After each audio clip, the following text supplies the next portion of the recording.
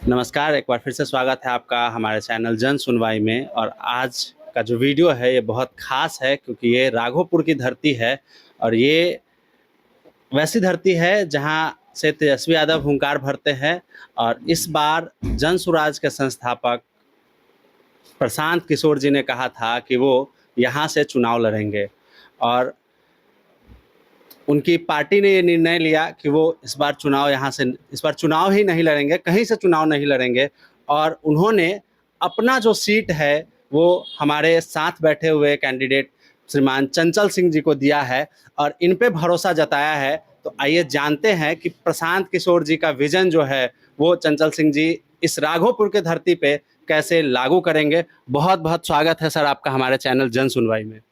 पहले तो आपको मिलने के लिए हमसे बहुत बहुत धन्यवाद और आपके चैनल के देखने वाले जो भी दर्शक हैं उन सभी लोगों को मेरी ओर से प्रणाम। जी, ये बहुत हॉट सीट रहता है राघोपुर हमेशा से। आरजेडी वाले लोग, आरजेडी जो पार्टी है उसका यहाँ पे दबदबा रहा है। एक बार मात्र बीजेपी यहाँ से सतीश राय जी यहाँ से चुनाव जीते हैं। इस बार जनसुराज से प्रशांत किशोर जी आने वाले थे यहाँ से, बाद में उनकी पार्टी के निर्णय, आंतरिक निर्णयों के कारण वो यहाँ से चुनाव नहीं लड़ रहे हैं। उन्होंने आप पे भरोसा जताया है, उस भरोसे के लिए क्या मुद्दा था और क्या था जो उन्होंने आप पे भरोसा जताया है, ये बता दीजिए। देखिए पहले तो आपको ये बता दें, जो हमारे नेता जो चुनाव नहीं लड़े उसके पीछे मुख्य यही रीजन रहा है। पार्टी के कोर कमेटी द्वारा निर्णय लिया गया जो भाई यदि राघोपुर में नेता समय अपना ज़्यादा देते हैं तो बाकी सीटों पे नहीं जा पाएंगे। तो कमेटी ने तय किया जो भाई चुनाव प्रशांत किशोर जी कहीं से नहीं लड़ेंगे। उसके बाद दल में बहुत लोग काम कर रहे थे, तो हमारे दल में एक सिस्टम बना हुआ है जो भाई चुनाव लड़ने का प्रत्याशी चयन का एक प्रक्रिया है। उस प्रक्रिया के तहत सारा कुछ करने के बाद यह तय हुआ जो भाई यहाँ से हमारे नेता हमारे ऊपर विश्वास जताएं, दल के लोगों ने हमारे ऊपर विश्वास जताया। इसके लिए हम अपने दल को और नेता के सभी लोगों का आभार जिंदगी भर रहेंगे। और जहाँ तक आपने कहा जो यहाँ से बीजेपी यहाँ से कभी चुनाव नहीं जीती है। यहाँ एक बार सतीश जी जो चुनाव जीते थे उस समय जदयू के सिंबल पे जीते थे। और आप लोग एक मीडिया के तमाम लोग जब आते हैं तो कहते हैं गढ़ है, राजद का गढ़ है, तेजस्वी जी का गढ़ है। तो कि कोई भी कहीं किसी का गढ़ नहीं होता है। वोट का मालिक, क्षेत्र का मालिक जनता होता है। राघोपुर की जनता 30-35 साल से लगातार एक व्यक्ति पे विश्वास जताते रहा। उस व्यक्ति के, उनके परिवार के लोगों को यहाँ से चीफ मिनिस्टर तक बनवाने का काम लोगों ने किया। नेता प्रतिपक्ष भी रहे तेजस्वी जी, लगातार लोगों ने युवा समझ के उन पे ही भरोसा जताया कि भाई तेजस्वी जी कुछ अच्छा करेंगे। लेकिन तेजस्वी जी अपने राघोपुर विधानसभा क्षेत्र के लिए आज तक एक बार भी नहीं सोचे। अभी भी चुनाव हुआ है तो सिर्फ आए हैं, उद्घाटन कर दिया ऑफिस का। उनके जो कुछ एजेंट बहाल हैं, हाँ बिल्कुल, अभी हम लोग भी क्षेत्र भ्रमण कर रहे हैं तो उनके एजेंट लोग दौड़ रहे हैं लोगों के बीच। लेकिन अब जो समय आ गया है इस बार, वह जनता, हर लोगों का इच्छा होता है जो हमारा जो प्रतिनिधित्व करता है उससे हमारी मुलाकात आसानी से होती रहे, उनसे हमारा मिलना जुलना हो, अपनी समस्या को ले जाके उनके पास रखें। जो कि उस चीज से आज यह राघोपुर विकास से तो वंचित हुआ ही हुआ। विकास का बात कीजिएगा तो पूरा जब से आज़ादी हुआ देश का, उसके बाद से अभी तक मूलभूत सुविधाओं से आज भी राघोपुर वंचित। तेजस्वी यादव यहाँ से आपके अपोनेंट में खड़े हैं, उनको कितना मजबूत मानते हैं और उनसे आपकी जो लड़ाई हो रही है, जो चुनावी लड़ाई है, उसमें मुद्दा क्या है आपका, ये बताइए। देखिए, जन स्वराज का किसी से कोई लड़ाई नहीं है, ना भाजपा से लड़ाई है, ना आरजेडी से लड़ाई। हम लोग लड़ाई लड़ने नहीं आए, हम लोग व्यवस्था परिवर्तन करने के लिए आए। जन स्वराज बिहार में जो आज 30-35 साल से बिहार के लोग, चुनावी मैदान है, यहाँ जंग तो है नहीं, बिहार के लोग जिस चीज को झेल रहा है, पब्लिक के पास ऑप्शन नहीं था, मजबूरी था। लालू जी के डर से नीतीश जी और नीतीश जी के डर से लालू जी, उनके बीच बहुत बड़ा एक उम्मीद का किरण प्रशांत किशोर जी जनसुराज लेके आई है। और जनसुराज का मैं सिपाही हूँ, उसी उम्मीद के साथ राघोपुर में दौड़ रहा हूँ, लोगों के बीच जा रहा हूँ। और इस बार राघोपुर के लोगों ने यह तय किया है, जब हमारे नेता आए थे राघोपुर, तो तमाम मीडिया का, देश भर का तमाम मीडिया उस चीज को दिखाया था, आप लोग भी देखे होंगे। आज तक के इतिहास में राघोपुर में वैसा स्वागत किसी भी नेता का नहीं हुआ। आप राघोपुर में चाहे मुख्यमंत्री जी का दौरा हुआ हो या तेजस्वी जी का दौरा हुआ हो, इस तरीके से स्वागत, इतनी भीड़ नहीं, और इतनी भीड़, कोई एक चौराहा नहीं था जहां की लोगों ने, यह पब्लिक के अंदर यह बहुत बड़ा एक उम्मीद आया है कि भाई व्यवस्था परिवर्तन करने के लिए कोई व्यक्ति पैदल पैदल 3 साल से चल के और हमारे बच्चों के भविष्य के लिए सोच रहा है, तो आखिर वह व्यक्ति कौन है, मैं देखूं। तो देखने के लिए लोगों के बीच इतना उत्साह था। और राघोपुर की जनता लोगों के बीच जो जा रहे हैं, जो फीडबैक ओपिनियन आ रहा है, इस बार आप लोग पूर्ण विश्वास रखिए, राघोपुर में जनसुराज का विधायक बनेगा और बिहार में जनसुराज की सरकार बनेगी, जनता का सुंदर राज होगा। अच्छा, राघोपुर में एक क्षेत्र दियारा क्षेत्र भी है जो बाकी चारों तरफ से पानी से घिरा हुआ है, मेन लैंड से कटा हुआ है। वहाँ के लोग हमेशा उपेक्षित रहते हैं, तो उन लोगों के लिए क्या प्लान है Jan Suraaj as a candidate, as a party, Jan Suraaj क्या सोचती है कि उनको मेन स्ट्रीम से कैसे जोड़ा जाएगा, ये बता दीजिए। जैसे हमारे नेता उस दिन भी आए हैं, जब आए हैं तो उस दिन उन्होंने साफ साफ बताया है लोगों को, इस बार राघोपुर ही नहीं, जनसुराज का सरकार बनते के साथ जो सरकार, जो हर साल बाढ़ के नाम पे केंद्र से जो पैसा आता है, जिस पैसे का बंदर बाट किया जाता है, ऑडिट तक नहीं होता है उस पैसे का, कहाँ खर्च हुआ ये बताया भी नहीं जाता है। सारी तमाम जनता जानती है इस बात को। उस पैसे को हर बाढ़ प्रभावित क्षेत्र में, राघोपुर जो कटाव का स्थिति बना हुआ है, हर बार अभी जब गए थे तो कटाव पे भी चर्चा हुई थी। जुरावनपुर के सामने जो बहुत सारा कटाव हो रहा है, युवाओं ने, मुझे पता है कि 15 दिन पहले एक रैली भी निकाला था, कटाव मुक्त राघोपुर, नहीं तो वोट नहीं, ऐसा कुछ नारा था। उन युवाओं से मिला भी गया था, प्रशांत जी बुलवा के स्पेशल उन लोगों से बात भी हुई है। और राघोपुर के यह बाढ़ मुक्त बनाने के लिए, कटाव मुक्त बनाने के लिए विशेष अभियान चलाया जाएगा। और यह विश्वास रखिए, जो भी मूलभूत सुविधाओं से राघोपुर की जनता आज तक वंचित है, आज भी गूगल पे सर्च कीजिएगा तो डेवलपमेंट के नाम पे सबसे पिछड़ा ब्लॉक राघोपुर आता है। गूगल पे सर्च कीजिएगा पूरे बिहार में, तो विकास के मामले में, जबकि शर्म आना चाहिए उन नेताओं को जिनके परिवार को 30-35 साल लगातार मौका दिया गया। शर्म आना चाहिए वर्तमान की सरकार को भी। माननीय मुख्यमंत्री जो बिहार के मुखिया है, पटना से 60 किलोमीटर दूर जाकर के नालंदा 50 किलोमीटर दूर, इस तरीके से विकास हो रहा है, हर जगह जाल बिछा रहे हैं। और पटना से महज 8 किलोमीटर दूरी पे यह राघोपुर दियारा क्षेत्र है, जिसका, जहाँ की आज मूलभूत सुविधाओं से भी लोग को वंचित रखा गया। सतीश जी की बात कीजिएगा तो लोगों ने राघोपुर का, उन पे भी भरोसा जताया था, लेकिन वो भी लोगों के भरोसा पे कायम नहीं हुए। और आज फिर से जो लोग के बीच जाके बोलते फिर रहे हैं जो हमको मौका मिलना चाहिए, भैया 20 साल तो आप ही कंटिन्यू सत्ता में थे, आप सत्ता में बने रहे कंटिन्यू, आप जिस दल से विधायक थे उसी दल का लगातार चीफ मिनिस्टर बनते रहे और सत्ता में रहे, उसके बावजूद भी आपके क्षेत्र में आज तक विकास के नाम पे 0 बटे सन्नाटा है। तो इस बार राघोपुर की जनता ने तय किया है कि कोई खेल नहीं चलेगा, इस बार जनता परिवर्तन के मूड में है और नया विकल्प के रूप में प्रशांत किशोर जनसुराज आई है और इस बार लोग जनसुराज का विधायक यहाँ बनाएगा।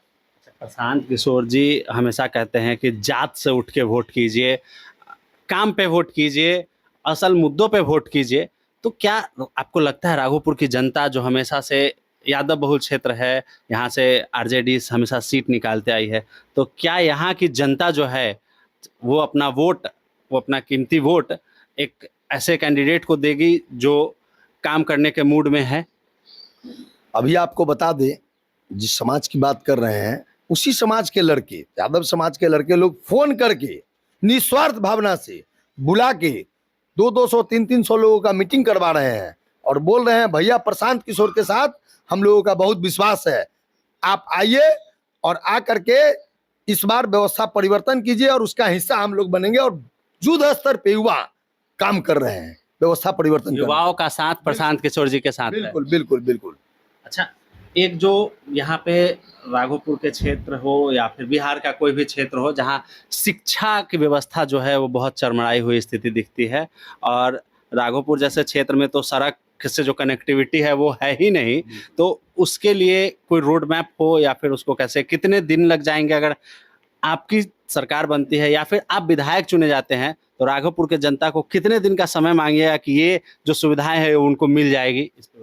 देखिए, हमारे नेता ने, हम लोग का मैनिफेस्टो में है, जो सरकार बनते के साथ ही जो ये 5 वादे किए गए हैं। सबसे पहला तो झूठी शराबबंदी का खेल जो है वो सरकार बनते के साथ पहला घंटा खत्म कर दिया जाएगा, इसमें नो डाउट।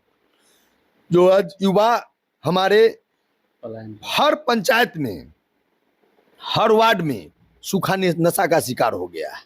पहले कभी सुनते थे हम लोग उड़ता पंजाब होया करता था, आज उड़ता बिहार है। हमारे मुख्यमंत्री जी ने बिहार को बना के रख दिया। तो इस झूठी शराबबंदी का खेल को पहला घंटा खत्म किया जाएगा।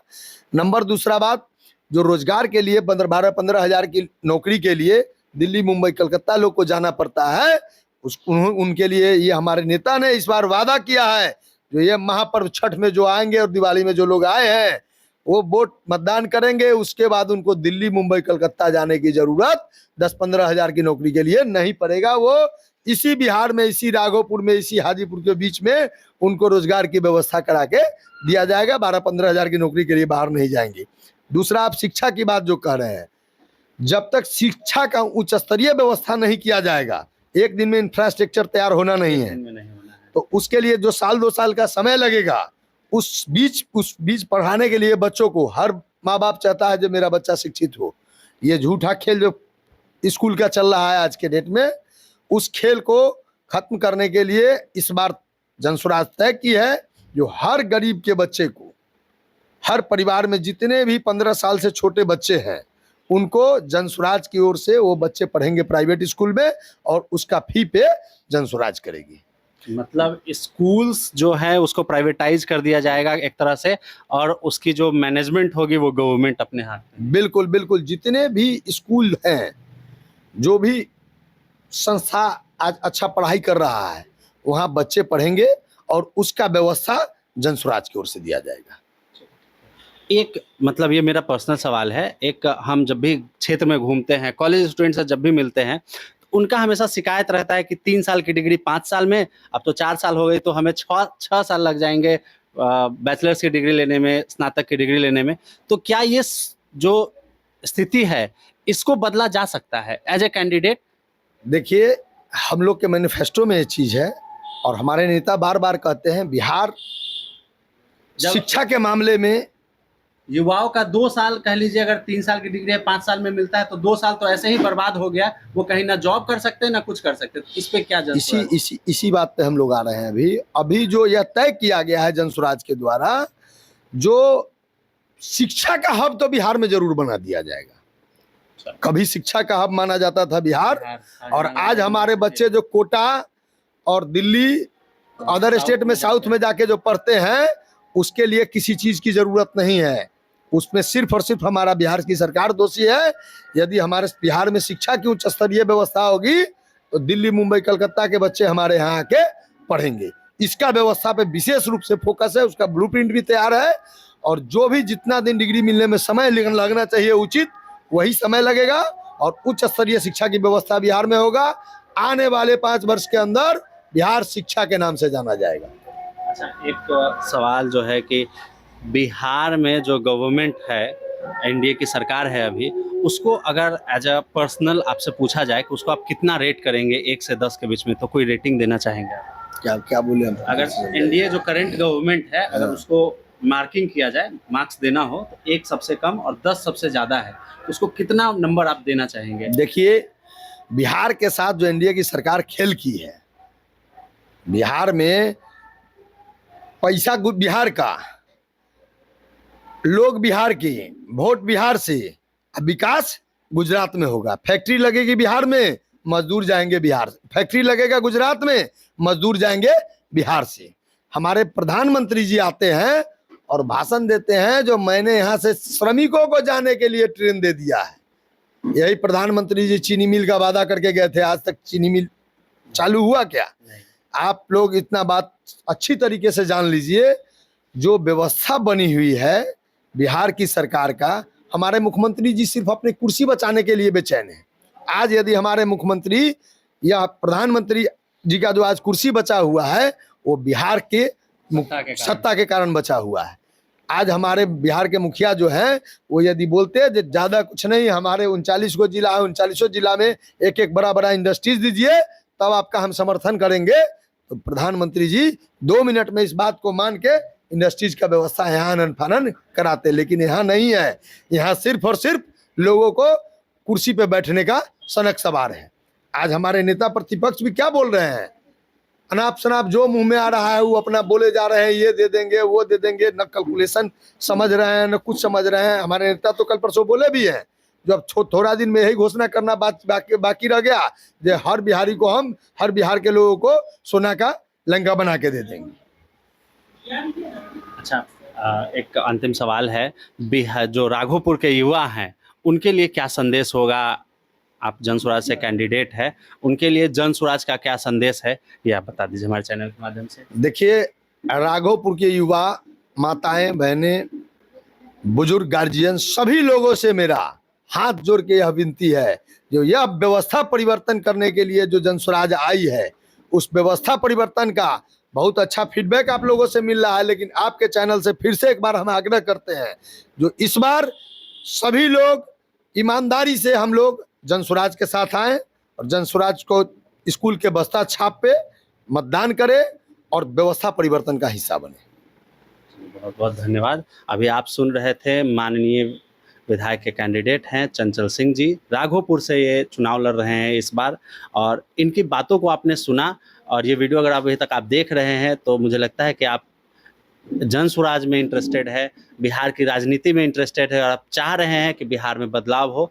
तो मैं कहना चाहूँगा, इस बार वोट देने से पहले, मैं किसी पार्टी को सपोर्ट करने के लिए नहीं, किसी कैंडिडेट को सपोर्ट करने के लिए नहीं कह रहा हूँ, मैं उन विचारों को सपोर्ट करने के लिए कह रहा हूँ जो आप सुन रहे हैं या फिर जो आपको लगता है कि ये सही होगा। ये हमारी विनती है, इस बार बिहार के युवा, बिहार के बड़े बुजुर्ग, माताएं बहनें वोट उस मुद्दे पर करें जो शायद बिहार को